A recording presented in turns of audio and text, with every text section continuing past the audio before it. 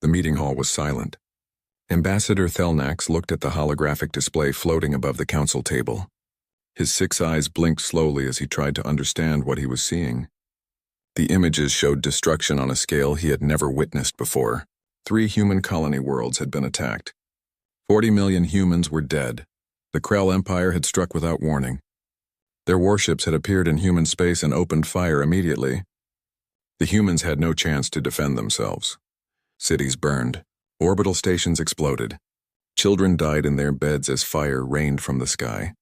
Thelnax had been a diplomat for 300 years. He had seen wars before. But this was different. The Krell were known for their brutality, but they usually gave warnings. They usually made demands. This time they simply killed and left. The Galactic Coalition had maintained peace for 10,000 years. When conflicts arose, the member species talked. They negotiated. They found solutions that did not involve mass murder. The system worked because everyone feared what would happen if they broke the peace. The entire galaxy would unite against them. Thelnax had immediately contacted the human government. He offered them membership in the coalition.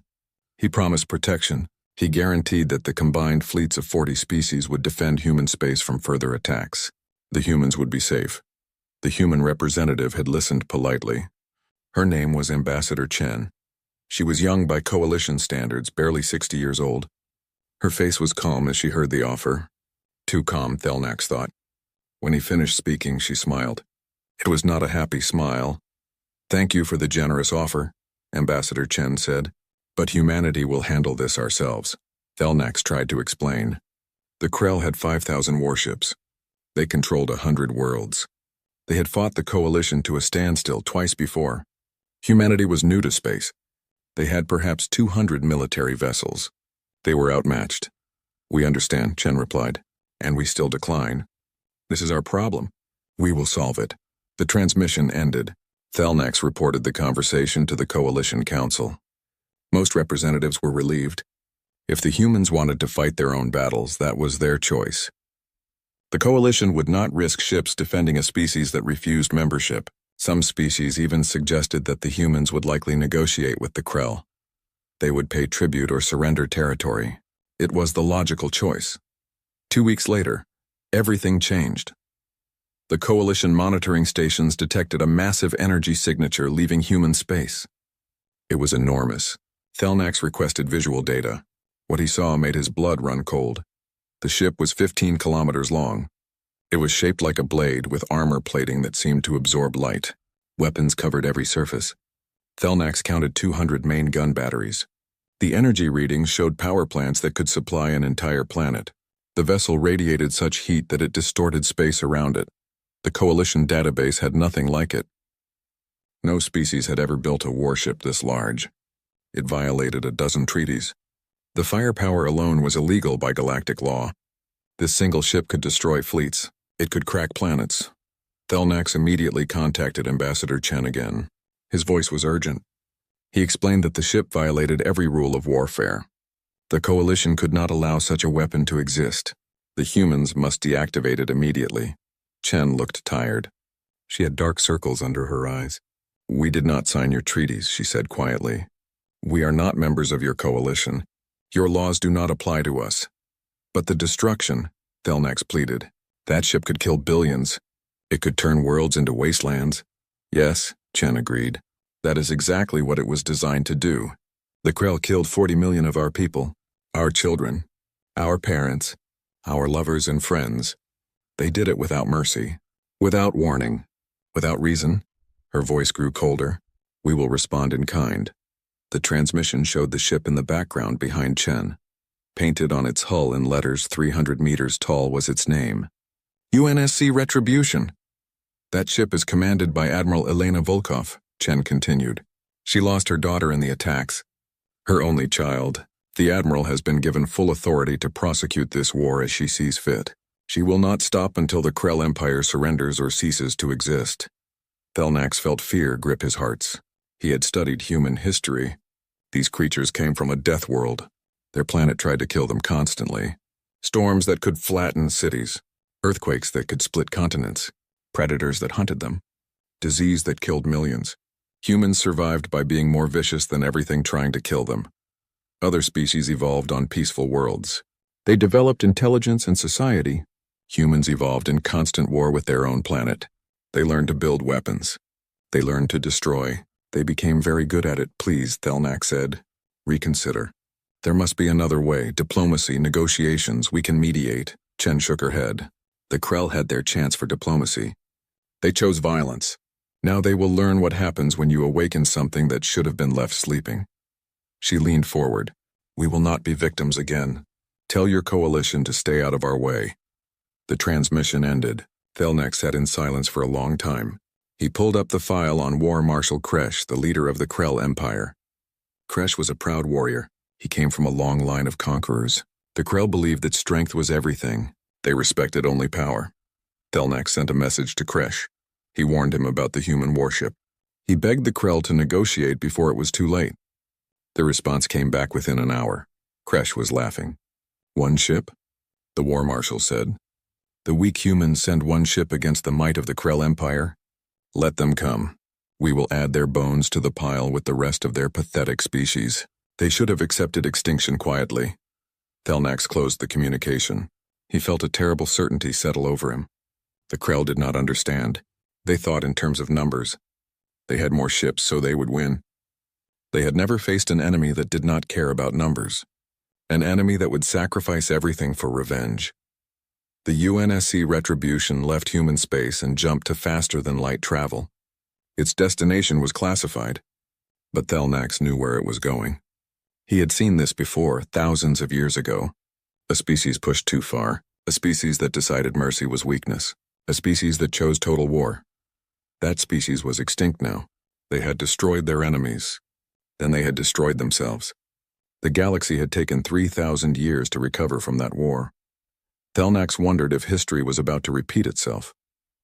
He sent one final message to the Coalition Council. It was simple. Prepare evacuation protocols for all worlds near Krell space. The humans have gone to war. May the stars have mercy on us all because they will show none. The Krell military outpost on Krellthar was buzzing with activity. 2 billion Krell lived on this world. Half were soldiers. The other half supported them with food, weapons, and supplies. The planet was a fortress. Orbital defense platforms surrounded it. Shield generators could protect the surface from bombardment. 300 warships patrolled the system. Admiral Elena Volkov stood on the bridge of the Retribution. Her face showed no emotion as she looked at the tactical display. The Krell defenses were impressive. Any normal fleet would need months to break through. She had no intention of breaking through. Open a channel to the surface, she ordered. Her voice was steady, cold. All frequencies. Make sure everyone can hear. The communications officer nodded. A moment later, every screen, every radio, every device on Krellthar received the same message. Admiral Volkov spoke clearly. This is Admiral Elena Volkov of the United Nations Space Command. You have 24 hours to evacuate this planet. After that time, Krellthar will be destroyed. This is your only warning. The transmission ended. On the surface, Krell military commanders looked at each other. Some laughed. Others were confused. One human ship was threatening an entire fortified world? It was insanity. Fleet Commander Vrax was in charge of the system defenses. He was a veteran of 30 battles. He had never lost a fight. When he heard the human message, he roared with laughter. The weak humans think they can frighten us, he announced to his officers. Send the fleet. Destroy that pathetic ship. Bring me the human admiral alive. I want to mount her head on my wall. 300 Krell warships moved to intercept the Retribution. Each ship was heavily armed. Each ship had fought in dozens of battles. The Krell were confident. Their fleet had destroyed coalition task forces before. One human ship would be easy prey. On the Retribution bridge, Captain James Morrison watched the Krell fleet approach. He was Admiral Volkov's second in command. He had served with her for 15 years. He knew her better than anyone. He saw the grief she carried. He saw the rage that burned inside her. Admiral, he said quietly, they are not evacuating. Civilians are still on the surface. Volkov did not look at him. Her eyes remained fixed on the approaching fleet. In her mind, she saw her daughter's face. Sarah had been 8 years old. She loved drawing pictures of stars. She wanted to be an explorer when she grew up. She died when the Krell bombed her school. There was not enough left of her body to bury. They made their choice, Volkov said. Her voice was like ice. Weapons free, engage. The Retribution opened fire. Plasma lances erupted from the main batteries. Each shot carried enough energy to vaporize a city. The beams crossed space in seconds. Krell shields flared and died. Krell armor melted. Krell ships exploded. The Krell fleet tried to return fire. Their weapons hit the Retribution shields and did nothing. Human shield technology was decades ahead. The Krell might as well have been throwing rocks. Antimatter torpedoes launched next. Each torpedo contained enough antimatter to crack a moon. Dozens of torpedoes streaked toward the Krell formation. When they detonated, space itself seemed to tear. 20 Krell ships vanished in expanding spheres of pure energy.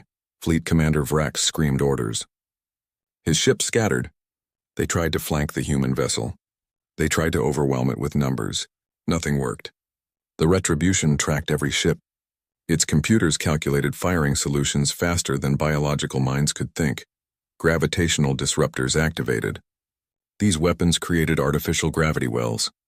Krell ships were pulled off course. Hulls crushed under impossible forces. Some ships were torn apart. Others collided with each other. The battle lasted 47 minutes. 300 Krell warships were destroyed. Not damaged, not disabled, destroyed. Debris floated in space where a proud fleet had been. The Retribution had not even been scratched. Captain Morrison stared at the tactical display. He had been in combat before. He had seen ships die. But this was different. This was not a battle. This was an execution. Admiral, he said. His voice shook slightly. The fleet is destroyed. The orbital defenses are offline. They cannot stop us now. Perhaps we could offer them another chance to evacuate. Volkov checked the time. 23 hours and 14 minutes remained. She opened communications to the surface again. You have been given a warning. You have been given time. Use it wisely. There will not be another message. On Krelthar, panic spread. The military commanders who had laughed were dead. Their ships were debris. The civilians realized the human was serious. Evacuation ships began launching. Millions tried to flee, but billions remained. Some refused to believe a single ship could destroy a planet. Others had nowhere to go. Many were too proud to run from a human. The Krell culture valued strength. Running was weakness. Better to die than show fear. 24 hours passed. Volkov looked at Morrison.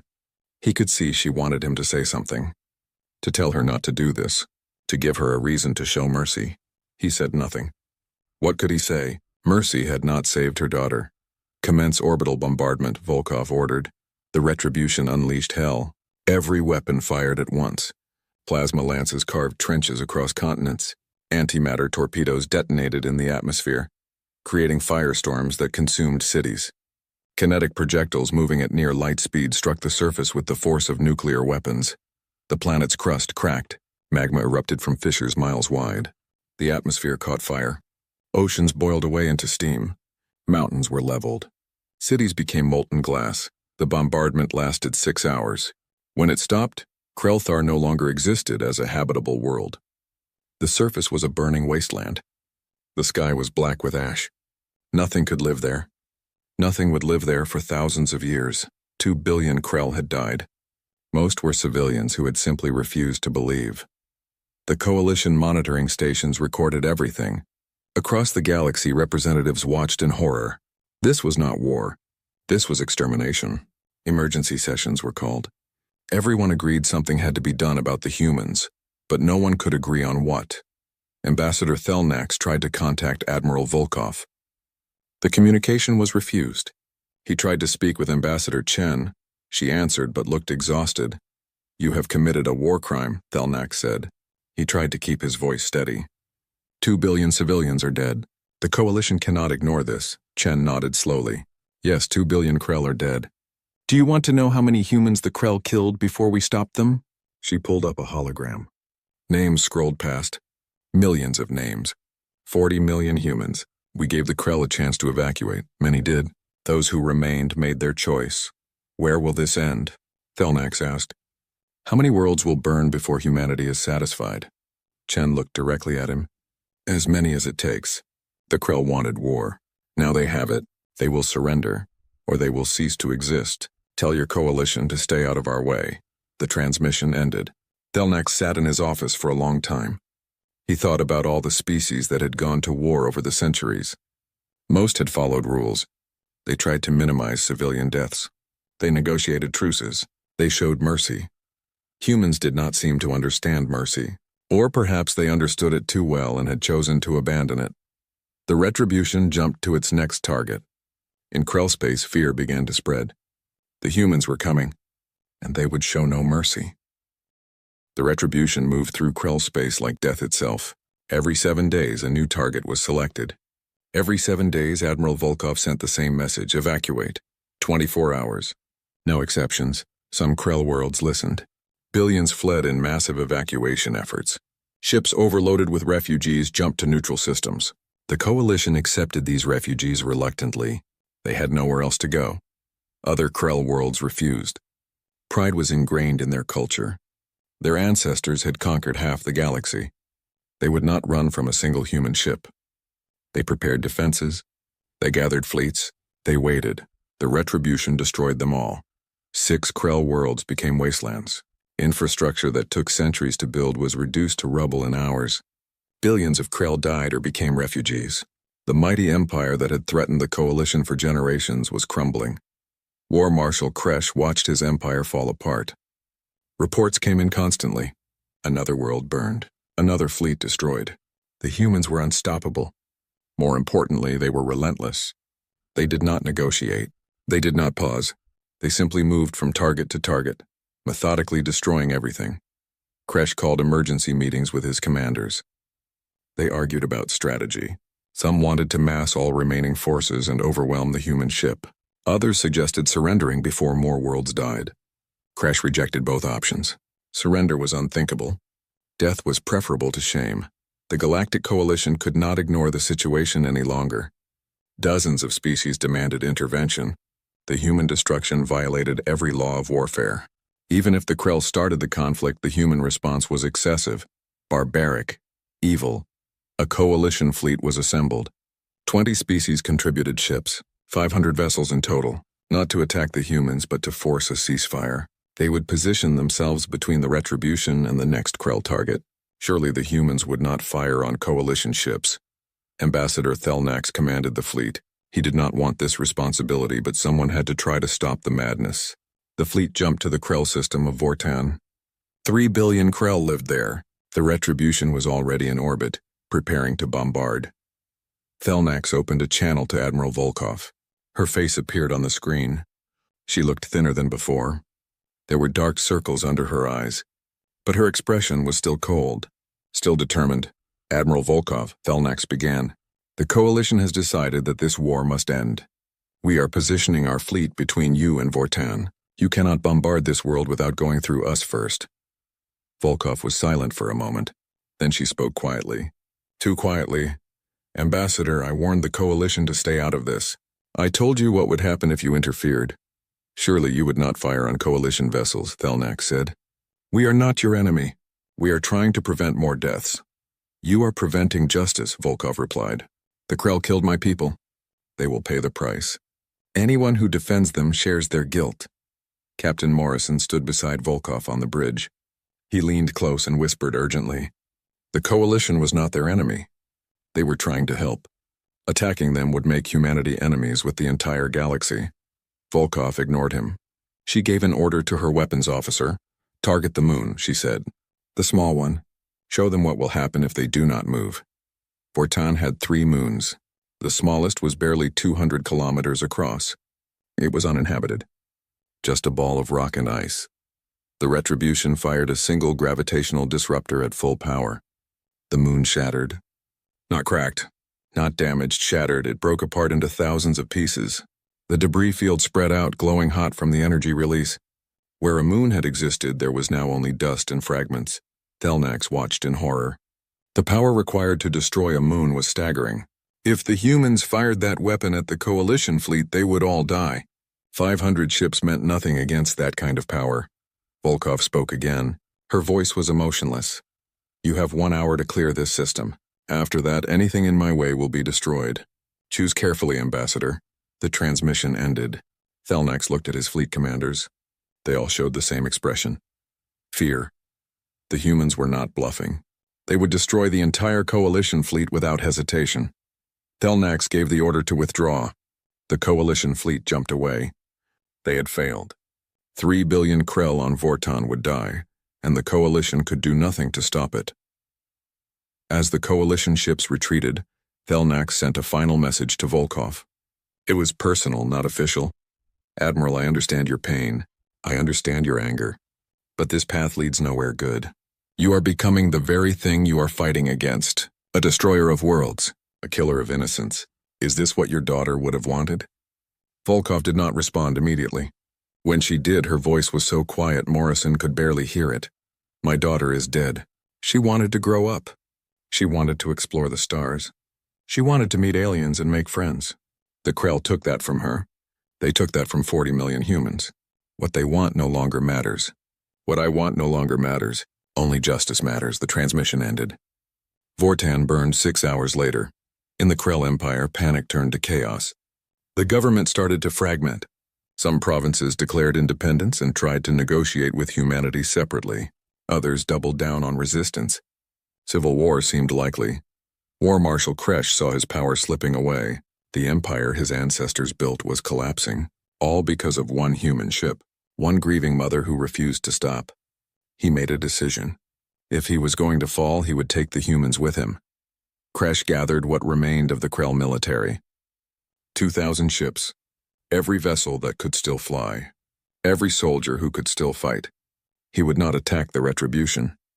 That ship was too powerful. Instead, he would strike at the heart of humanity itself. He would attack Earth. The plan was desperate. The human homeworld was surely defended, but maybe, just maybe, if the Krell threw everything they had at it, they could damage it. They could kill millions of humans. They could make the humans feel the same pain they had inflicted. The Krell fleet jumped to human space. They headed directly for the Sol system. Earth was waiting. Captain Morrison was in a meeting with other officers when the alert came through. A massive Krell fleet had appeared on the edge of the Sol system. They were heading for Earth at maximum speed. The Retribution was 3 days away at best. Earth would be on its own. Morrison felt ice in his stomach. If the Krell reached Earth, millions more would die. Maybe billions. The orbital defenses were strong, but 2,000 warships were a lot. He looked at Admiral Volkov, expecting to see panic. Instead, she looked almost sad. The Krell are fools, she said quietly. They think Earth is undefended because the Retribution is here. They are about to learn why we only sent one ship. Morrison did not understand at first. Then the reports started coming in. The Krell fleet never reached Earth. They encountered humanity's defense grid in the outer solar system. Thousands of automated weapons platforms, minefields that stretched across millions of kilometers, defense stations that made the Retribution look small, and 12 more battleships. Smaller than the Retribution, but each one still more powerful than anything the Krell possessed. The Battle of Sol lasted 30 minutes. 2,000 Krell ships were destroyed before they got within 1 billion kilometers of Earth. Not one human vessel was lost. War Marshal Kresh died when his flagship exploded. His last transmission was a curse against humanity and everything they represented. Across the galaxy, everyone who had been watching realized the same thing. The Retribution was not humanity's only weapon. It was just the weapon they chose to send. If they wanted to, humans could field a fleet that would crush the entire coalition. The question became, what would stop them? After the Battle of Sol, the Krell Empire fell silent. No more transmissions, no more threats, no more defiance. The loss of their entire attack fleet and War Marshal Kresh had broken something fundamental in their society. The Retribution arrived at Krell Prime 3 days later. The planet hung in space like a jewel. It was beautiful. Blue oceans, green continents, white clouds. 50 billion Krell called it home. It was the oldest world in their empire. Every Krell traced their ancestry back to this planet. Admiral Volkov stood on the bridge and looked at it. Captain Morrison stood beside her. He had been with her through every battle.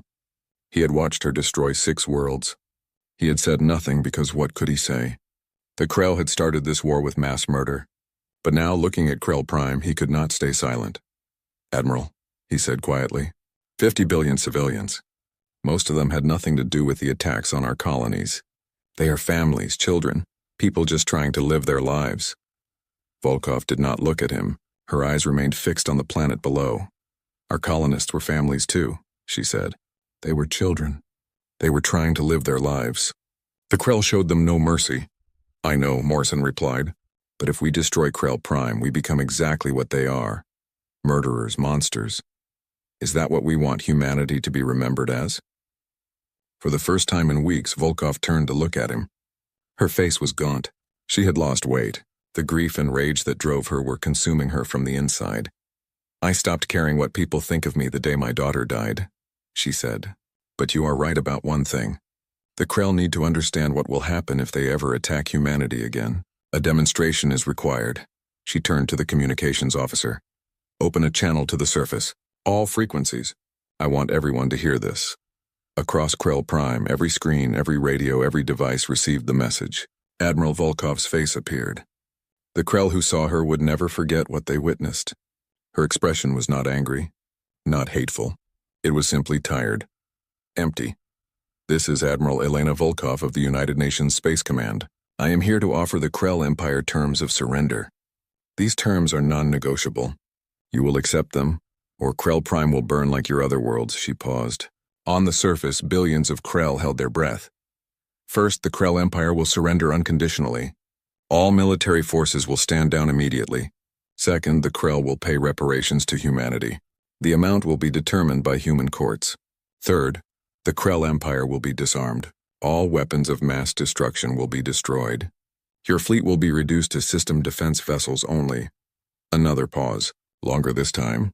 You have 6 hours to transmit your acceptance. If I do not receive confirmation by then, Krell Prime will be reduced to ash. You have seen what I can do. You know I am not bluffing. Choose wisely. The transmission ended. On Krell Prime, chaos erupted. The provisional government that had formed after Kresh's death held an emergency meeting. Some members wanted to refuse. Death with honor was better than surrender. But they were outvoted. The majority understood that this was not about honor anymore. This was about survival. If they refused, 50 billion Krell would die. The species might go extinct. Pride was not worth that price, but there was a problem. The government had only partial control. Military commanders loyal to Kresh's ideology still held power in some regions. They sent a message saying they would never surrender. They called for resistance. They prepared to fight. 3 hours into the deadline, the provisional government realized they could not stop the extremists in time. If those commanders did not stand down, Volkov would destroy the planet, all of it. Everyone would die because a few fools could not accept defeat. The solution was brutal. The provisional government sent their own forces to attack the holdouts. Krell fought Krell in the streets. Bombs exploded in military installations. Thousands died, but it worked.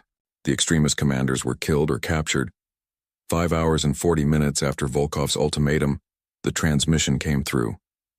The provisional government of the Krell Empire accepted all terms. They surrendered unconditionally. The war was over. On the Retribution Bridge, the crew erupted in cheers. They had won. Humanity was safe. The Krell would never threaten them again. Captain Morrison felt relief wash over him. It was finally over. But Admiral Volkov did not celebrate. She simply nodded and gave an order. Maintain orbit. Full alert status. The Retribution will remain here for 3 months. If the Krell break any term of the surrender, we finish what we started. 3 months passed. The Retribution stayed in orbit above Krell Prime. Its weapons were always charged. Its shields were always active. The Krell looked up at it every day and remembered what would happen if they broke their word. During those 3 months, the Krell dismantled their empire. Weapons were destroyed. Shipyards were shut down. Military academies closed. The proud warrior culture that had defined them for thousands of years was being torn apart. They did it because the alternative was extinction. The Galactic Coalition watched everything happen. They had been unable to stop the human rampage. Now they saw the results. The Krell Empire was broken. 6 worlds were lifeless wastelands. Billions were dead or displaced. Humanity had achieved what the Coalition could not do in 10,000 years. But the Coalition was not grateful. They were terrified. Emergency sessions were called. 12 races formally proposed that humanity be designated as a hostile species. Sanctions were suggested. Trade embargoes. Diplomatic isolation. Even military action was discussed, though no one wanted to actually fight the humans. Ambassador Thelnax attended these meetings. He listened to his colleagues condemn humanity as monsters, war criminals, a threat to galactic peace. He understood their fear. He shared it. But he also understood something else. He requested permission to speak. The council granted it. The humans committed terrible acts, Thelnax said. They destroyed worlds. They killed billions. They showed no mercy. But let us not forget how this started. The Krell attacked human colonies without provocation. They massacred 40 million civilians. They laughed about it. Some council members tried to interrupt. Thelnax raised his hand for silence. The coalition did nothing. We offered protection, but we did not punish the Krell. We did not even condemn them. The humans had to defend themselves. Yes, their response was excessive. Yes, they went too far. But can we honestly say we would have done better if 50 of our worlds had been attacked? The chamber fell silent. Thelnax continued. Humanity has shown us what happens when you attack a species from a death world. A species that evolved by fighting for survival every single day. A species that learned long ago that mercy to enemies is death for your children. We can condemn them. We can isolate them. But I suggest we do something else instead. What would you suggest? Another ambassador asked. Leave them alone. Thelnax said simply. Never attack humanity. Never threaten them. Never give them reason to build more ships like the Retribution, because if we do, they will not stop until we are all extinct. The vote was close, but Thelnax won. The coalition would impose economic sanctions on humanity. They would condemn the attacks publicly, but they would not take military action. They would not risk provoking the humans further.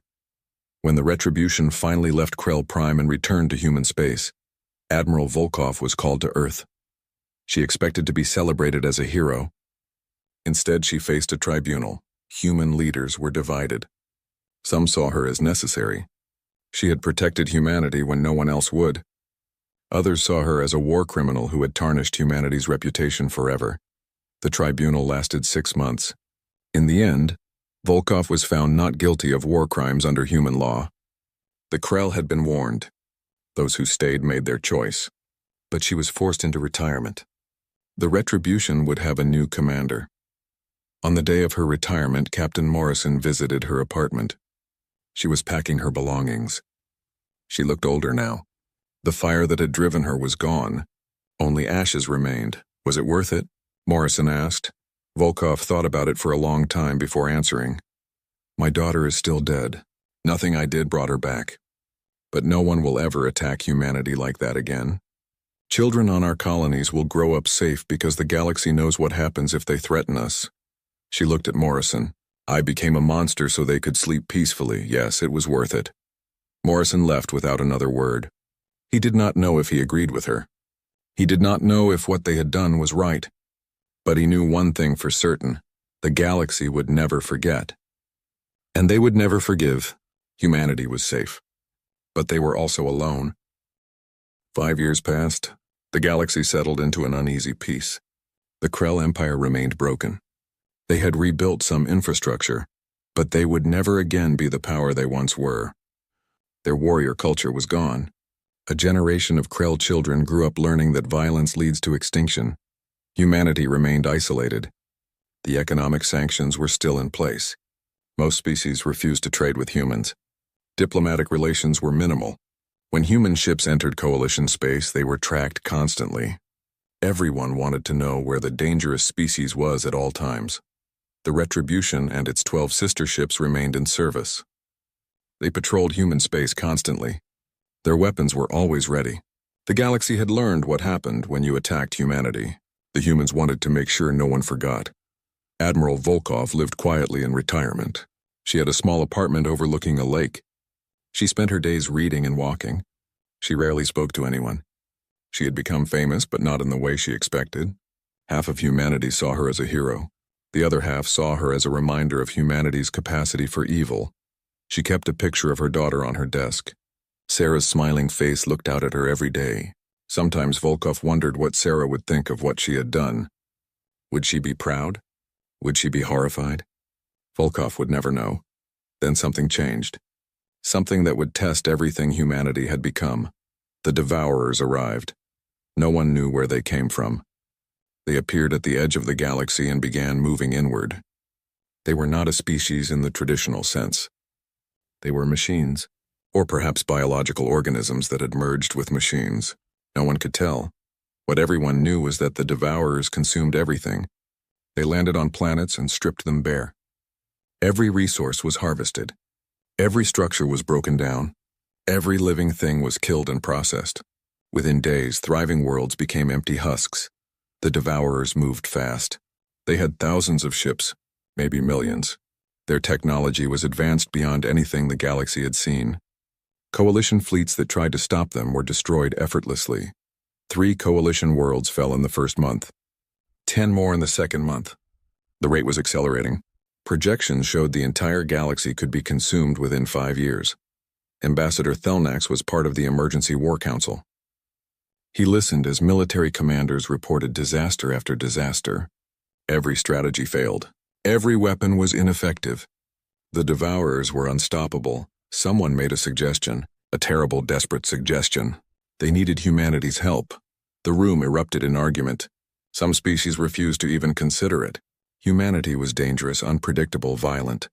Others pointed out that humanity was also powerful. If anyone could fight the Devourers, it was them. Thelnax was chosen to make the request. He traveled to human space for the first time in 5 years. His ship was escorted by 3 human cruisers. They did not trust the Coalition any more than the Coalition trusted them. The meeting was held on a neutral station. Human diplomats listened as Thelnax explained the situation. The Devourers were consuming the galaxy. The Coalition needed help. They were asking humanity to deploy their battle fleet. The lead human negotiator was Ambassador Chen. She had aged in 5 years. Her hair was gray now. She listened patiently to Thelnax's plea. When he finished, she leaned back in her chair. "The Coalition condemned us for defending ourselves," Chen said. "You imposed sanctions. You isolated us. You called us monsters and war criminals. Now you want our help?" Thelnax nodded slowly. He had expected this. He had no right to ask for anything. But billions of lives were at stake. "Yes," he said simply. "We were wrong to abandon you. We should have helped when the Krell attacked. We should have understood your response. We failed you. But the Devourers do not care about politics. They will consume human worlds just as readily as ours. This threat requires all of us to work together." Chen was silent for a long moment. Then she made humanity's demand. "Humanity will help. But we have conditions. First, all sanctions against us are lifted immediately. Second, we receive full pardons for all actions during the Krell War. Third, the Coalition will publicly acknowledge that the Krell attacks justified our response. Fourth, humanity receives a permanent seat on the Coalition Council with full voting rights." Some of Thelnax's advisors protested. The terms were too steep. They were essentially rewarding war crimes, but Thelnax silenced them. They had no choice. The galaxy was dying. "Agreed," he said. "All of it. Just please help us." Chen nodded. She sent a message to Human Military Command. Within hours, the mobilization began. The Retribution and its sister ships were prepared for deployment. Additional warships were activated. Humanity was going to war again. Admiral James Morrison commanded the human fleet now. He had been promoted after Volkov's retirement. But for this mission, he made a request. He wanted Volkov to come out of retirement and serve as his senior advisor. She knew war better than anyone. Morrison traveled to her apartment personally. He knocked on her door and waited. When Volkov answered, she looked surprised to see him. "James," she said, "what are you doing here?" He explained the situation. The Devourers. The Coalition's plea for help. The deployment of the human fleet. And his request for her to join them. Volkov listened without interrupting. When he finished, she shook her head. "I am done with war," she said. "I did what I had to do. But I will not go back out there." "The galaxy needs the monster again," Morrison said quietly. "They need someone who knows how to win no matter the cost." "That is you." Volkov was quiet for a long time. She looked at the picture of her daughter on her desk. She thought about all the people who would die if the Devourers were not stopped. Children like Sarah. Innocent people just trying to live. "We became monsters so our children would not have to," she said finally, "so that children across the galaxy could sleep safely. The species that condemned us are now begging for our protection. Do you see the irony?" I do, Morrison replied. But those children still need protecting, whether their parents appreciate it or not. Volkov smiled sadly. It was the first time Morrison had seen her smile in 5 years. You have learned well, she said. Fine, I will come. But only as an advisor. You are the admiral now. This is your war to fight. They traveled to the Retribution together. The crew welcomed Volkov back with respect and caution.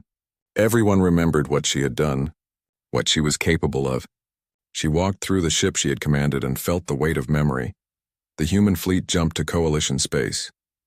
13 massive battleships, dozens of support vessels, thousands of fighters. It was the largest military force humanity had ever deployed. And it was still dwarfed by the Devourer swarm. The first battle was brutal. The Devourers were stronger than expected. Their shields absorbed plasma lances. Their armor withstood antimatter torpedoes. Human ships took damage for the first time. Crews died, but humans were adaptable. They analyzed Devourer technology. They modified their weapons. They changed tactics. Slowly they began to win. The tide turned. Over the next year, human forces pushed the Devourers back. It was not easy. It cost lives. But humanity had something the Devourers did not understand. They fought not just for survival, but for redemption. They fought to prove they could protect others, not just destroy enemies. The human fleet saved 14 coalition worlds. They evacuated billions of civilians ahead of Devourer attacks. They held defensive lines while other species fled. They did everything the coalition had once accused them of being incapable of doing. They showed mercy. They showed restraint. They showed honor. Ambassador Thelnax watched from Coalition Command. He saw human ships sacrifice themselves to protect civilian transports. He saw human soldiers die defending alien colonies. He finally understood what Admiral Volkov had tried to tell him 5 years ago. Humanity had not become monsters because they enjoyed violence.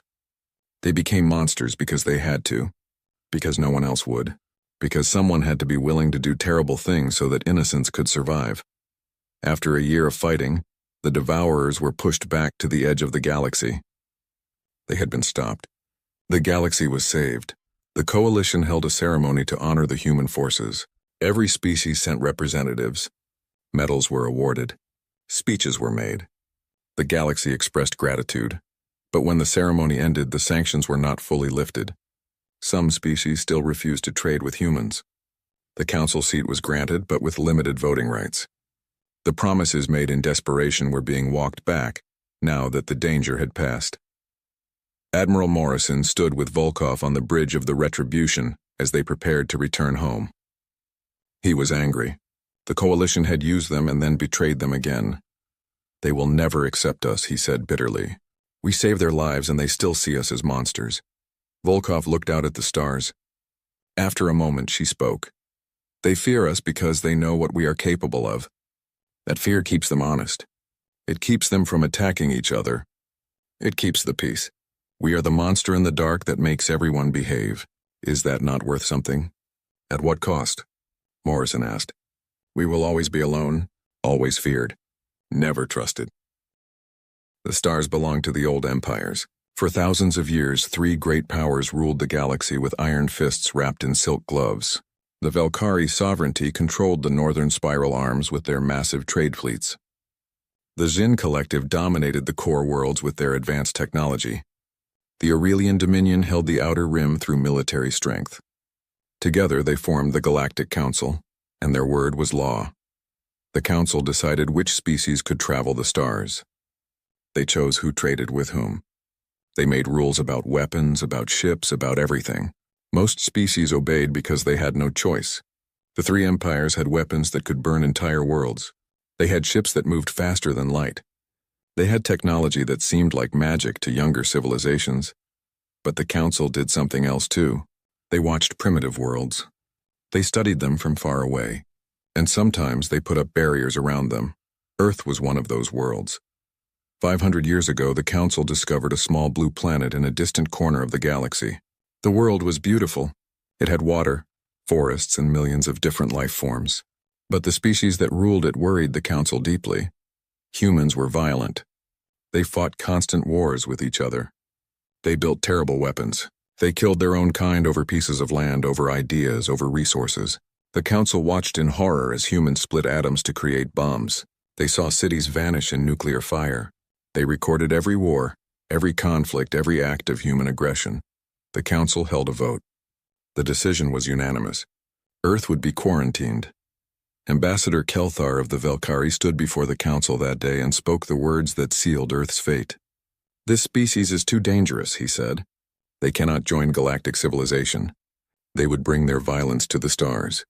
We must contain them until they destroy themselves or evolve into something better." The council placed warning beacons around the Sol system. Each beacon broadcast the same message in every known language. Contaminated species. Quarantined by Galactic Council order. Approach forbidden. Violation will result in immediate destruction. The beacons used technology humans could not detect. They were invisible to Earth's primitive sensors. Humanity never knew they were prisoners in their own star system. Years became decades. Decades became centuries. The galaxy moved on. New species joined the council. Trade routes expanded. Technology advanced, but always the three empires maintained their control. They kept the peace through strength and fear. The peace was profitable. Wars were expensive. The empires learned long ago that it was better to negotiate than fight. They created rules for everything. If two species had a dispute, the council mediated. If someone broke the rules, punishment was swift but measured. A few destroyed ships served as a warning. Total war was unnecessary and wasteful. The galaxy grew soft. Weapons became ceremonial. Military fleets existed more for show than combat. Actual battles were rare. When they happened, they followed strict protocols. Ships fired warning shots. Shields absorbed most damage. Crews usually survived. It was all very civilized. Earth remained forgotten behind its invisible wall. The council checked on humanity occasionally. They saw humans reach their moon. They watched as humans built space stations. They observed as humans sent probes to other planets in their system. But the humans never left their solar system. They never discovered faster than light travel. They remained caged birds flying in circles within their cage. The council was satisfied. Earth would stay contained. Eventually, humans would either wipe themselves out or become peaceful enough to join civilization. Either outcome was acceptable. There was no hurry.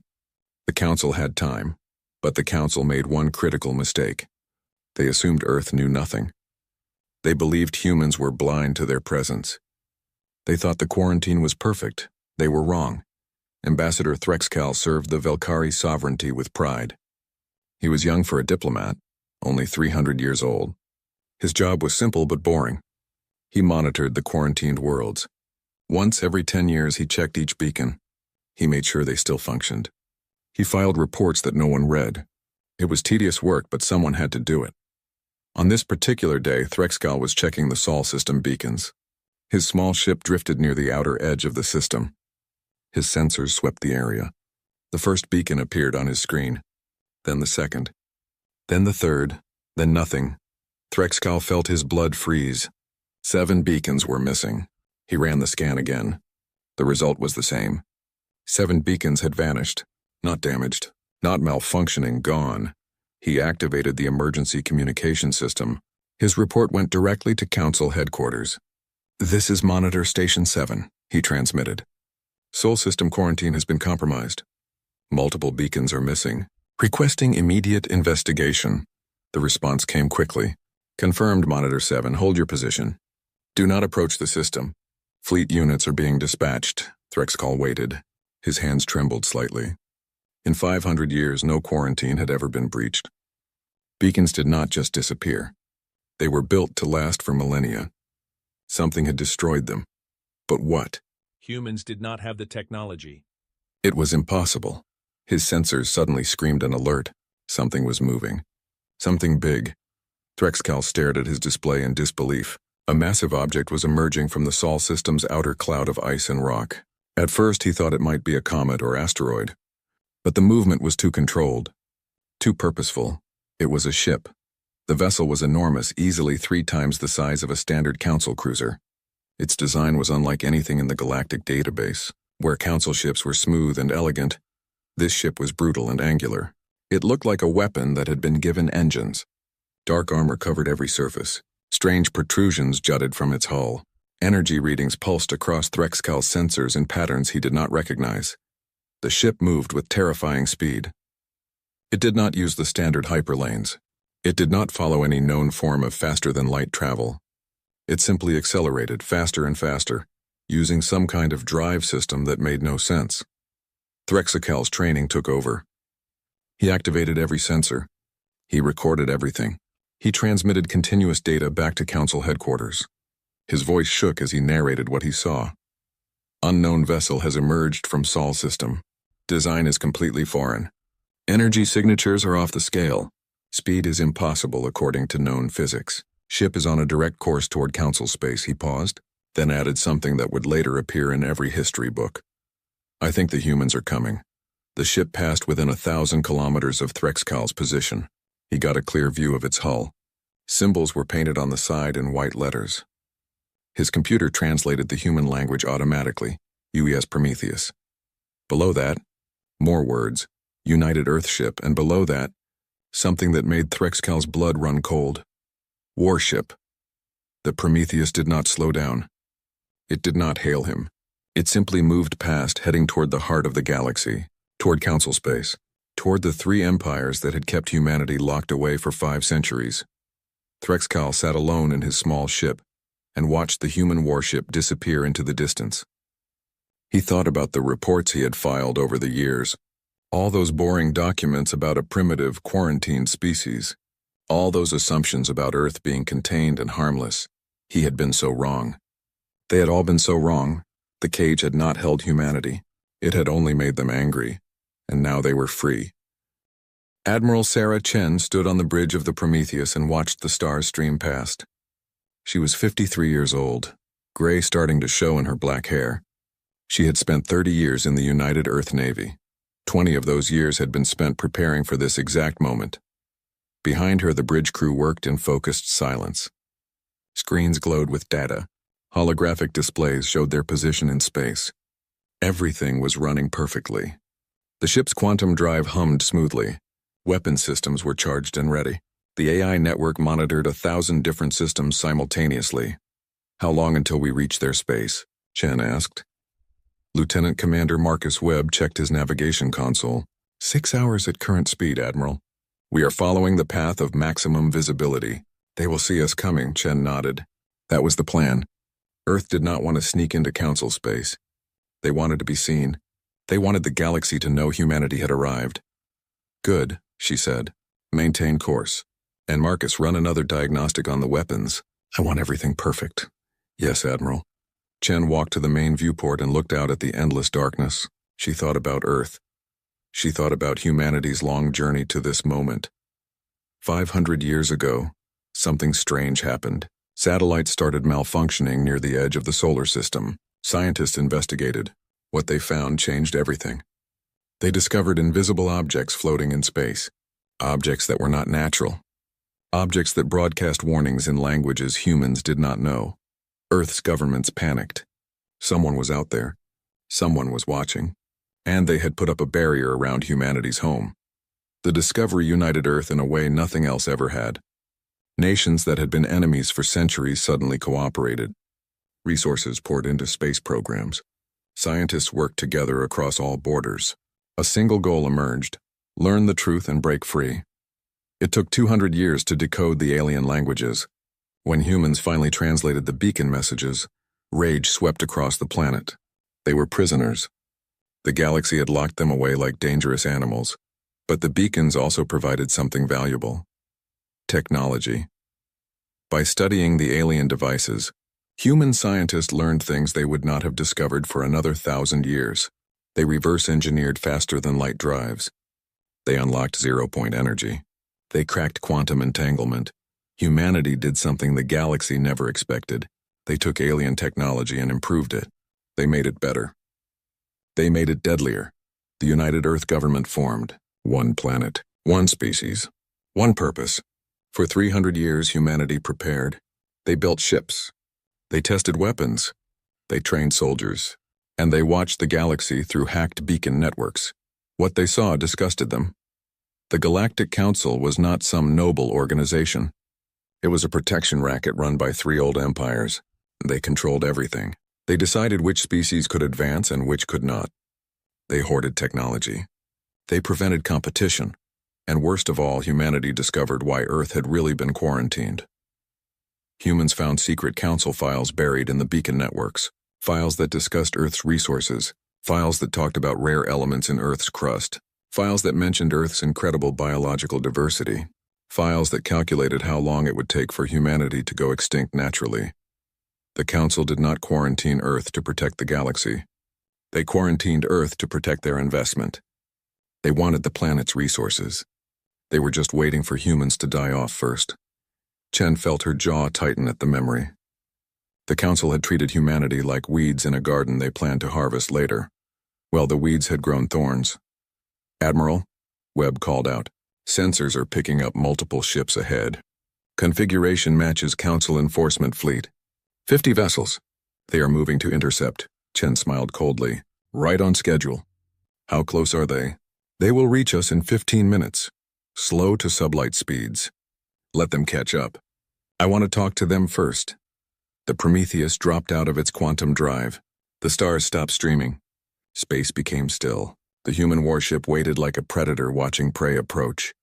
The Council fleet appeared on sensors, 50 ships arranged in a standard enforcement pattern. They were beautiful vessels, Chen had to admit. Smooth hulls, graceful curves. They looked like works of art. They also looked like they had never seen real combat. A communication came through. Chen's translator converted the alien language instantly. A Velkari commander appeared on the screen. His face was long and thin. His skin was pale blue. His eyes were large and dark. "Unknown vessel," the commander said. His voice was stern but not hostile. "You are in violation of Galactic Council space. You are broadcasting no identification codes. You must stop immediately and prepare to be boarded for inspection." Chen let the silence stretch for a moment. Then she replied in perfect Velkari language. The commander's eyes widened in surprise. "This is Admiral Sarah Chen of the United Earth ship Prometheus. Earth recognizes no authority from a council that imprisoned us without trial. We are not stopping. We are not being boarded. We are going to your headquarters and you will take us there." The commander's face showed confusion, then anger. "Earth, the quarantined world? You have no right to leave your system. You have no right to possess faster-than-light technology. Your presence here is illegal. You will comply, or you will be disabled and towed back to your system." Chen's expression did not change. "You can try." The commander made a gesture. The communication cut off. On the tactical display, the 50 council ships began to move. They surrounded the Prometheus in a sphere formation. It was a standard containment pattern designed to prevent escape. "They are charging weapons," Webb reported. "Low power. Looks like they plan to disable our engines." "Let them take the first shot," Chen said calmly. "Record everything. I want proof they fired first." The Council fleet opened fire. 50 energy beams lanced through space toward the Prometheus. They were designed to overload engines and disable shields. They were meant to be non-lethal. The commander probably thought he was being merciful. The beams hit the Prometheus's shields and dissipated harmlessly. The human ship did not even shudder. On the Council flagship, alarms started blaring. The commander stared at his screens in disbelief. The weapons had done nothing. The human ship's shields had not even flickered. "Impossible," he whispered. "What kind of shields are those?" Chen's voice came over the communication channel. She sounded almost bored. "Those were your weapons? We barely felt them. Now let me show you ours. I will give you 10 seconds to evacuate your crews to escape pods." The commander's face showed fury. "You dare threaten us?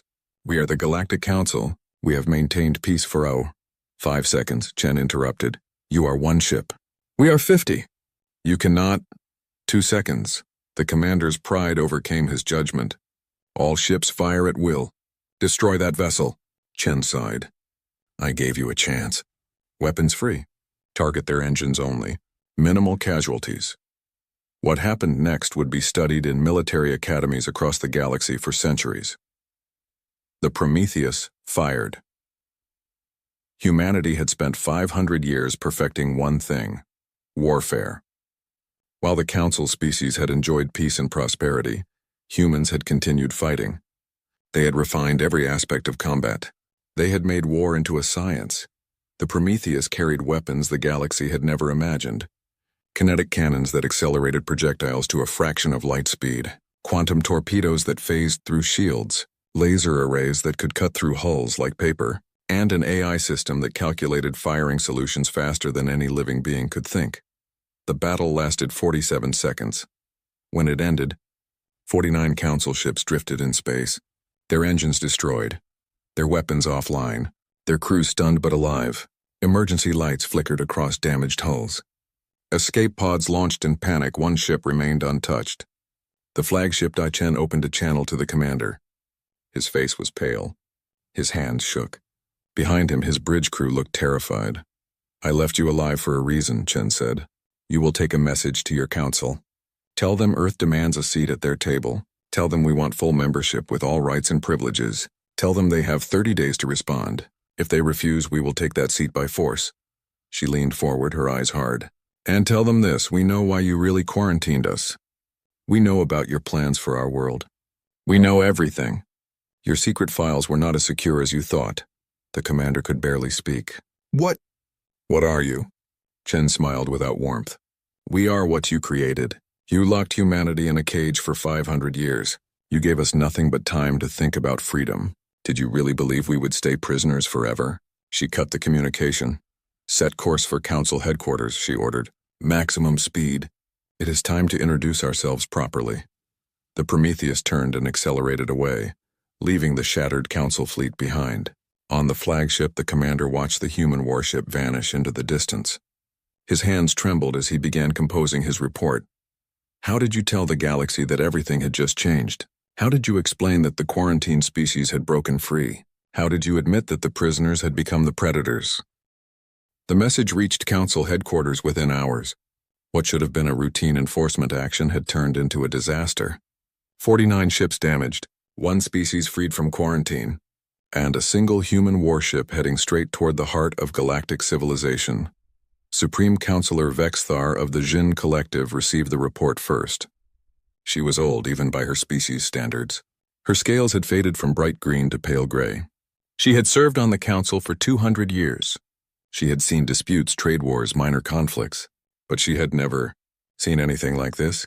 She called an emergency session. The Council chamber was a massive dome on the planet Nexus Prime. Representatives from 100 species gathered in floating platforms arranged in a circle. At the center stood the 3 high seats reserved for the leaders of the great empires. Vexthar stood on the Jin platform. To her left was Sovereign Kelrin of the Velkari. To her right was Dominus Kale of the Aurelians. The 3 most powerful beings in the galaxy. They had ruled together for decades. They had never truly been afraid, until now. "Show them," Vexthar commanded. A holographic display activated. Every representative watched as the recording played. They saw the human ship emerge from the Sol system. They saw the enforcement fleet move to intercept. They saw what happened next. The chamber fell absolutely silent. 100 species watched in horror as 49 Council ships were destroyed in less than a minute. The weapons the humans used defied everything they knew. The speed of their attack was impossible. The precision was terrifying. When the recording ended, chaos erupted. Representatives shouted questions. Some demanded action. Others called for investigation. A few suggested immediate surrender. Vexthar raised her hand. The chamber slowly quieted. "We face a crisis unlike any in Council history," she said. Her voice was steady, but everyone could hear the fear beneath it. "A quarantined species has broken free. They possess technology we do not understand. They have defeated a Council fleet with ease, and they are coming here." Sovereign Kelrin spoke next. His voice was calm, but his hands gripped his chair tightly. "We must respond with overwhelming force. Assemble every available ship. We will show these humans that defeating one fleet means nothing. The Council has thousands of vessels. We will crush them." Dominus Kale shook his massive head. The Aurelian leader was built like a mountain. His species valued strength above all else. "I disagree. Did you not see the recording? Their weapons cut through our shields like they were not there. Their ship barely moved when hit by 50 simultaneous shots. More ships will only mean more casualties." "Then what do you suggest?" Kelrin demanded. "We negotiate? We surrender? We give these primitives whatever they want?" "I suggest we learn what we are dealing with," Kale replied. "Send scouts. Gather information. Discover their capabilities. Then we decide our response. Vexthar listened to them argue. She looked at the other representatives. She saw fear on every face. The galaxy had been peaceful for so long. Comfortable. Safe. Now that safety was shattered. There is something else, she said quietly. Both leaders stopped arguing. The human admiral mentioned our secret files. She said they know why Earth was really quarantined. The chamber went silent again. This time the silence was different. It was guilty. Many species on the council did not know the truth about Earth. They believed the official story. A dangerous species locked away for everyone's safety. But the three empires knew better. They knew about Earth's resources. They knew about the plans. She is bluffing, Kelrin said, but his voice lacked conviction. Perhaps, Vexthar replied. Or perhaps they hacked our networks while we thought they were primitive and blind. Either way, we must assume they know everything. Then we must destroy them, Kelrin insisted, before they expose us, before they turn the galaxy against us. And how do we destroy a ship we cannot damage? Kale asked. The question hung in the air. No one had an answer. A new voice spoke. It belonged to Ambassador Threxcal, who had witnessed the human ship firsthand. He was young and his voice trembled, but he spoke clearly. Permission to speak, counselors? Vexthar nodded. Granted. I studied their ship extensively, Threxcal said. I analyzed every reading my sensors captured, and I discovered something disturbing. He paused, gathering courage. The Prometheus is using technology that should not exist. Their drive system operates on principles that contradict our understanding of physics. Their weapons ignore the laws we thought were universal, but more than that. He hesitated. Speak, Vexthar commanded. Their ship is old, Threxcal continued. The design is at least a century old, maybe more. The hull shows signs of long use. This is not a new vessel, which means, Kale finished the thought, which means they have had this technology for a very long time. While we thought they were trapped and helpless, they were building warships. The implications spread through the chamber like poison. If the Prometheus was old, how many more ships did Earth have? What other weapons had they developed? How long had they been preparing? We need intelligence, Vexthar said. Send stealth ships to the Sol system. Find out what else they have. How many ships? How many weapons? We need to know what we face. Over the next week, the galaxy held its breath. Stealth ships approached Earth's solar system. They were the best scouts the Council had, silent, invisible, able to gather information without being detected, or so they thought. Every stealth ship that entered the Sol system was immediately painted by targeting sensors. Human voices came over open channels. Unknown vessel at coordinates 445789221. You have been detected. Leave now or be destroyed. Stealth ship approaching Mars orbit. We see you. Turn around. Nice try with the cloaking device. Our sensors can detect your energy signature from 1,000,000 kilometers away. Last warning, the scouts fled. Not a single one managed to get close to Earth. The reports they sent back were terrifying. Earth's solar system was not undefended. It was a fortress. Thousands of satellites and defense platforms orbited the inner planets. Weapon systems covered every approach. The humans had built an entire defensive network while under quarantine, and they had clearly been tracking the Council's stealth technology for centuries. Meanwhile, the Prometheus continued its journey toward Nexus Prime. It did not hurry. It did not hide. It moved steadily, giving the Council plenty of time to panic. Vexthar called another emergency session. This time the discussion was different. Fear had settled into reality. We cannot fight them, she said bluntly. Not yet. We do not understand their technology. We do not know their full capabilities. If we attack and fail, we lose all credibility. The Council will collapse. So we negotiate? Kelrin asked. He sounded defeated. We negotiate, Vexthar confirmed. We give them what they want. A seat on the Council, trade rights, whatever it takes to buy us time. And then, Kale asked, and then we study them. We learn from them. We adapt. Vexthar's eyes were hard. The humans think they have surprised us. They think we are weak because we have been peaceful. But we have not ruled this galaxy for millennia by being foolish. We will bend. We will compromise. And slowly, carefully, we will find their weaknesses. What if they have none? Someone asked. Vexthar smiled grimly. Everyone has weaknesses. Even humans, but privately she was not so sure. The reports kept coming in. Human technology was not just advanced. It was revolutionary. They had developed things the Council had never imagined. Quantum entanglement drives that did not use hyperlanes, weapons that phased through shields, AI systems that thought faster than organic minds. How had they done it? The answer was in the historical files. While the Council species had enjoyed 500 years of peace, humans had continued fighting. They had wars in their solar system. They battled over moons and asteroids. They competed for resources. They never stopped testing their weapons, improving their ships, refining their tactics. The Council had stagnated. They had become comfortable. Their weapons were ceremonial. Their tactics were outdated. Their ships were built for prestige, not combat. Humans had built everything for one purpose, war. And now, the galaxy was about to discover what 500 years of focused military development could achieve. The Prometheus was 10 days away from Nexus Prime. The Council scrambled to prepare. They gathered their largest fleet, 10,000 ships from across the galaxy. It was the greatest armada ever assembled. Supreme Commander Vexthar stood on the command deck of the flagship Eternity.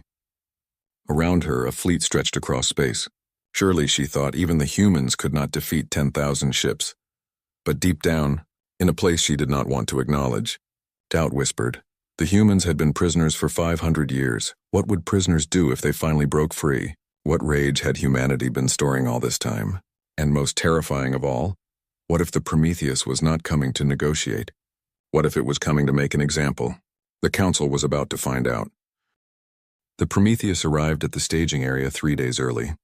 Admiral Chen had changed course, moving faster than the Council expected. She wanted to catch them off guard. She wanted them afraid. It worked. The Council's Grand Armada was still assembling when the human warship dropped out of quantum drive. 10,000 ships scattered across a massive area of space.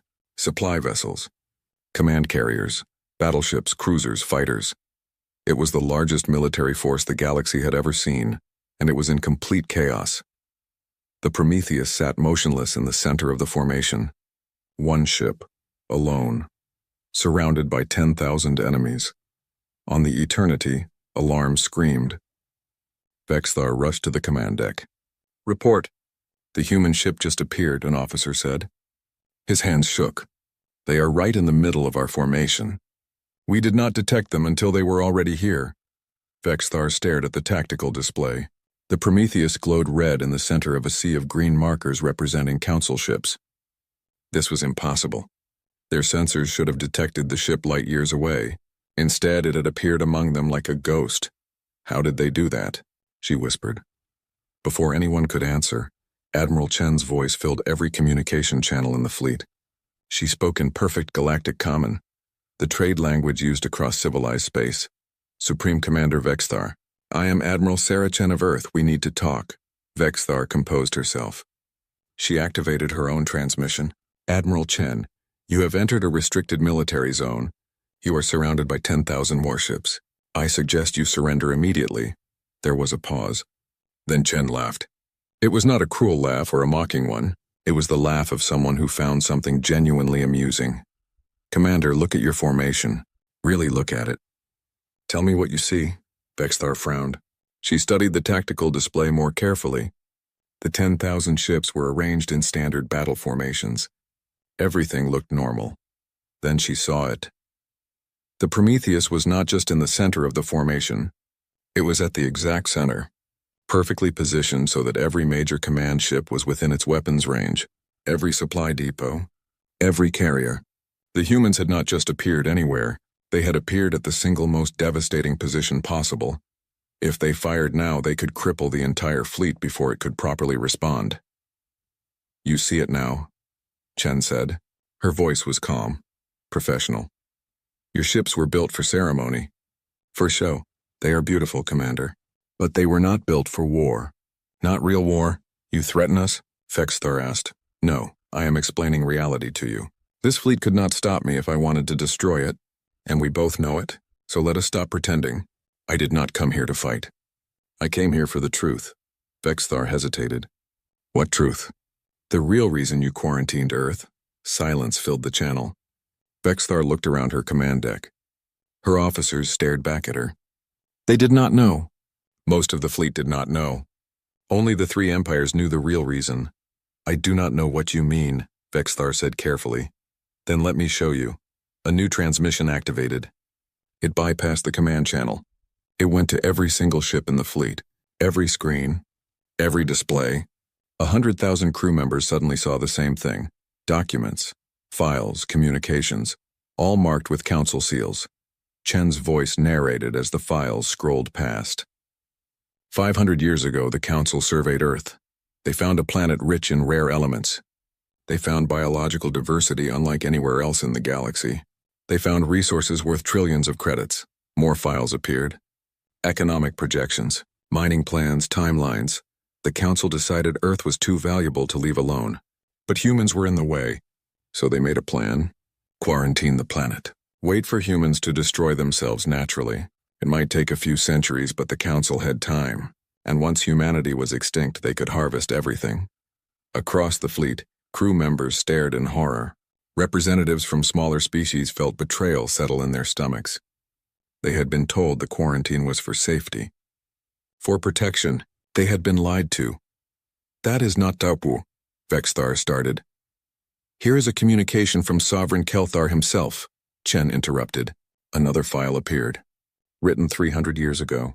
Quote, the Earth situation remains profitable in waiting. Human population conflicts continue to escalate. Projections suggest extinction-level war within 2 centuries. We must simply be patient. End quote. Vexthar closed her eyes. The secret was out. 500 years of lies exposed in seconds. You imprisoned an entire species, Chen continued. Her voice was harder now. Not because we were dangerous, not to protect the galaxy, but because you wanted our planet's resources. You wanted us to die so you could loot our world. It was not or it was different. Vexthar struggled for words. It was genocide by waiting, Chen said flatly. You are lucky we survived. You are lucky we are more civilized than you are. Admiral Chen let that statement hang in the air. Then she changed her tone. Became businesslike. Here is what will happen now. Earth will join the council. Full membership. Full voting rights. All quarantine protocols will be abolished immediately, and you will pay reparations for 500 years of imprisonment. That is impossible, Vexthar said. The council will never agree. Then I will make them agree. You are one ship. Vexthar's frustration boiled over. One ship against 10,000. You cannot threaten us into Bio. The Prometheus fired. Not at the fleet. At a moon. A barren rock orbiting a nearby gas giant. Nothing important. Nothing valuable. Just stone and ice. A single quantum torpedo phased across space and struck the moon's core. For a moment nothing happened. Then the moon exploded. Not shattered. Not damaged. Exploded. The entire planetary body came apart in a blast of energy that lit up sensors across the fleet. Where a moon had been, now only debris remained. Chen's voice was calm. That was set to 2% yield. A warning shot. Would you like to see what a full-power shot can do? Every ship in the fleet received targeting data simultaneously. Their computers showed them the truth. The Prometheus had painted every major vessel, every command ship, every carrier, every supply depot, one ship, 10,000 targets, all locked. I could destroy this fleet, Chen said quietly. All of it. In less than an hour. My ship carries enough firepower to crack planets. And I am not even close to my limits. Vexthar felt something she had not felt in centuries. True absolute fear, but I will not, Chen continued. Because unlike you, Earth does not solve problems through genocide. We had 500 years to think about what we would do when we broke free. We could have come here with revenge in our hearts. We could have burned your worlds the way you planned to take ours. She paused. But we chose differently. We chose to be better than you are. On the Eternity's bridge, an officer spoke urgently to Vexthar. Commander, we are receiving reports from the Sol system. A splinter faction launched a secret attack. 500 ships. They wanted to destroy Earth while the Prometheus was away. Vexthar's blood ran cold. When? 2 hours ago. The attack should have just begun. Chen's voice came through the channel again. She had clearly intercepted the same reports. But she did not sound worried.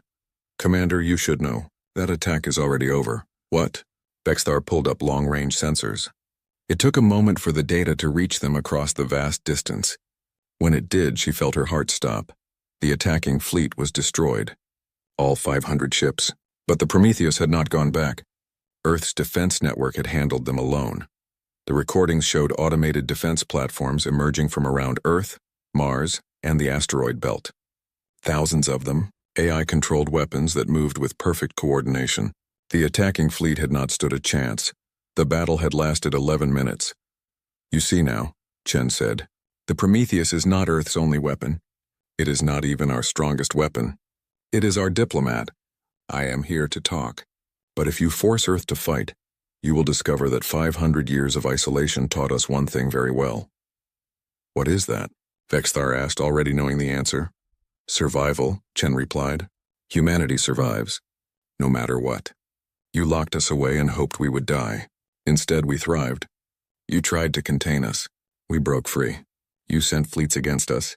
We destroyed them." Chen's image appeared on Vexthar's screen. The human woman looked tired but determined. "You thought we were prisoners. You were wrong. We were students. And you taught us the most important lesson. Never trust someone who cages you." Vexithar looked around her bridge, at her officers, at the displays showing her magnificent fleet, a fleet that suddenly seemed fragile and weak. "What do you want?" she asked quietly. "I told you. A seat at the table, and an end to imprisonment of developing worlds. No more quarantines. No more cages. No more waiting for species to die so you can take their resources." "The Council will never agree." Chen smiled slightly. "Then make them agree. You are Supreme Commander. You lead the strongest military in Council space. If you cannot convince them, who can?" Vexthar understood. Chen was giving her a way out. A way to save face. To make this look like a choice rather than surrender. "And if I do this?" Vexthar asked. "If I support Earth's membership?"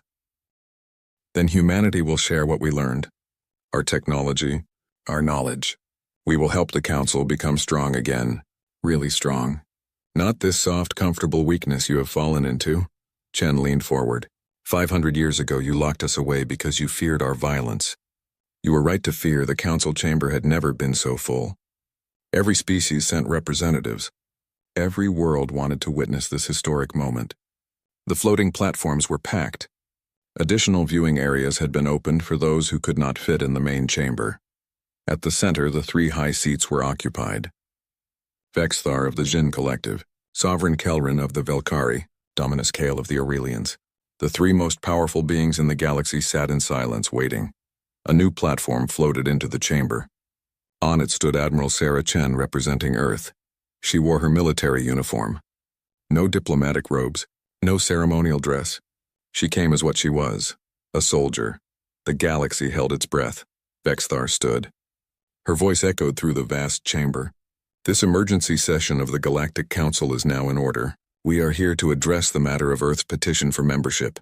Murmurs spread through the crowd. Petition was a generous word. Everyone knew what had really happened.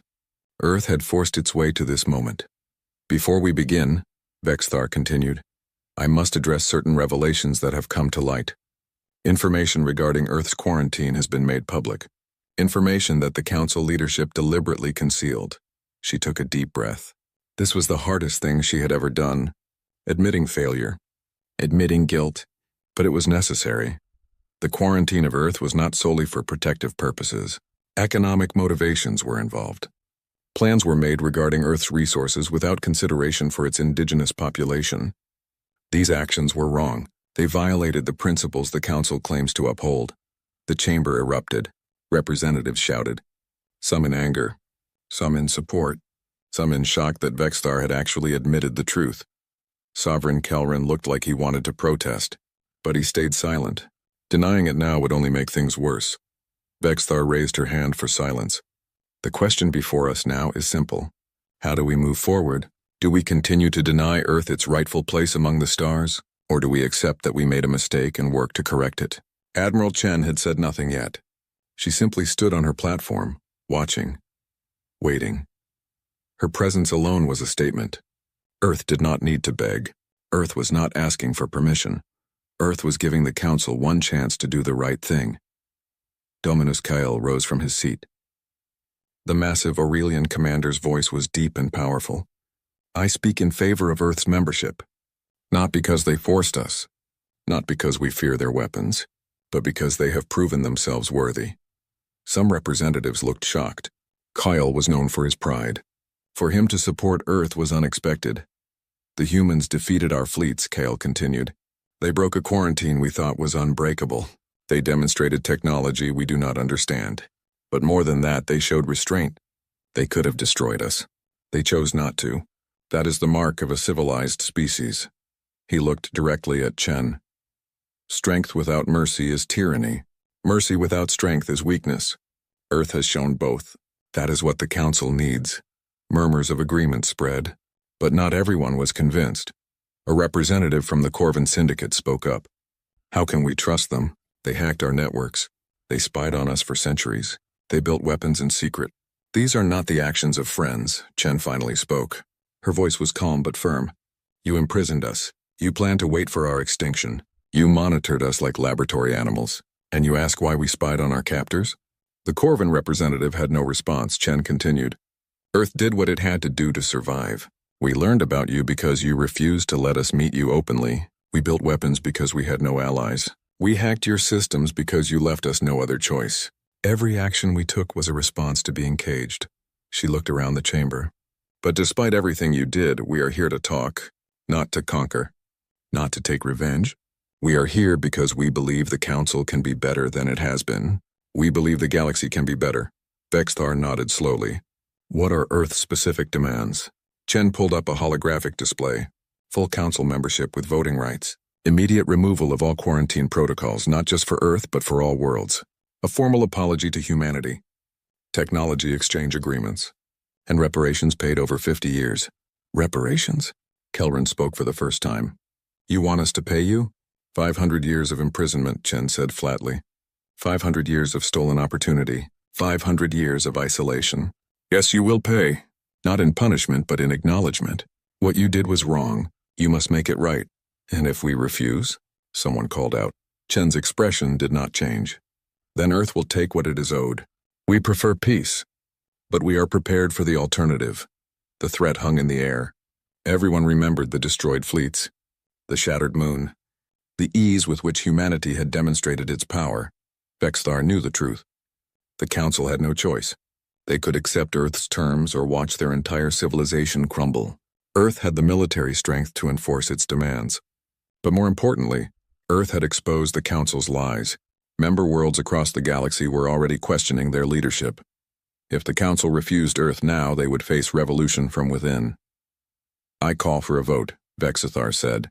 All in favor of Earth's admission to the Galactic Council, with full membership rights and the terms as stated, indicate now. One by one, lights appeared on the display. Green for yes, red for no. The count began. It was not even close. 2/3 voted yes, some out of fear, some out of genuine belief, some simply because they saw which way the wind was blowing. The three empires voted last. Vexthar voted yes. Kale voted yes. Kelrin hesitated, then also voted yes. The motion passes, Vexthar announced. Earth is hereby granted full membership in the Galactic Council, with all rights and privileges. The quarantine protocols are dissolved. Formal apologies will be issued. Reparation terms will be negotiated. The chamber erupted in mixed reactions. Some cheered. Some protested. Most simply sat in stunned silence. Chen bowed slightly. It was a gesture of respect, not submission. On behalf of humanity, I accept. Earth looks forward to working with the Council to build a better galaxy. But she was not done. However, I have one more request. A personal one. Vexthar looked wary. What is it?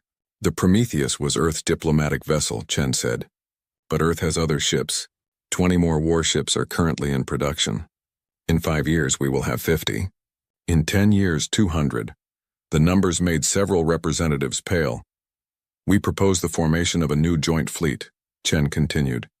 The Guardian Armada, composed of ships and crews from all Council species, including Earth.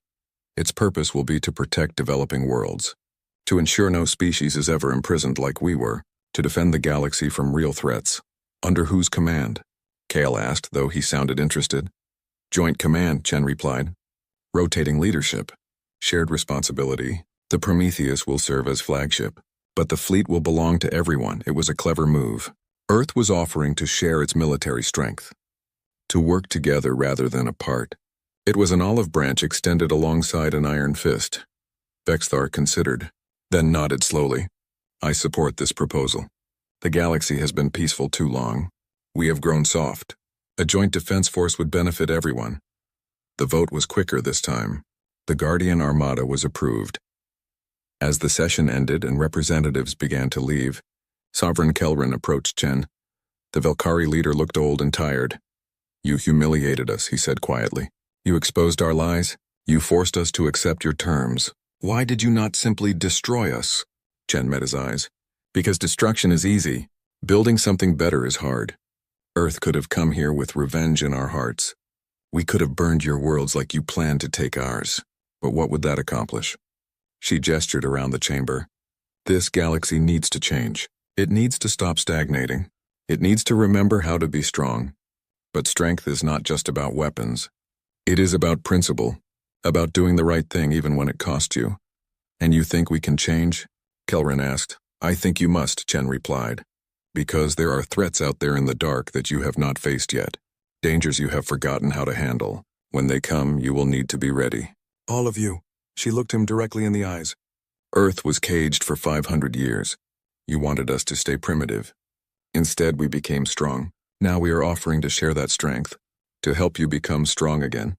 You can accept our help or you can remain weak and face whatever comes next alone. Kelrin was silent for a long moment. Then he nodded slowly. I wronged your species. I apologize, Admiral Chen. Truly. It was the first genuine apology Chen had received from the council leadership. She bowed her head slightly. Apology accepted. Now let us move forward together. 50 years later, Admiral Chen stood on the observation deck of the Prometheus and looked out at the stars. She was old now. Her hair was completely gray. Her body was tired. But her eyes were still sharp. Around her ship, the